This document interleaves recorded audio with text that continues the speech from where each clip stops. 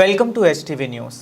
కేంద్రంలోని బీజేపీ ప్రభుత్వం విద్యార్థుల జీవితాలతో చెలగాటమాడుతూ ప్రశ్నించిన వారిపై దమనకాండ కొనసాగిస్తుందని పటాన్చెరు శాసనసభ్యులు గూడెం మహిపాల్ రెడ్డి ఆగ్రహం వ్యక్తం చేశారు.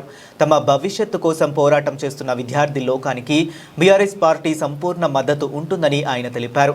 దేశ రాజధాని ఢిల్లీలో విద్యార్థులు యువతపై కేంద్రంలోని ఎన్డీఏ ప్రభుత్వం చేస్తున్న దమనకాండకు వ్యతిరేకంగా శుక్రవారం భారత రాష్ట్ర సమితి విద్యార్థి విభాగం ఆధ్వర్యంలో హైదరాబాద్లోని ధర్నా చౌక్లో చేపట్టిన నిరసన కార్యక్రమానికి పటాన్చెరు ఎమ్మెల్యే గూడెం మహిపాల్ రెడ్డి ఆధ్వర్యంలో వందలాది మంది విద్యార్థులు, యువకులు ద్విచక్ర వాహనాలు 300కు పైగా కార్లలో ర్యాలీగా బయలుదేరి వెళ్లారు.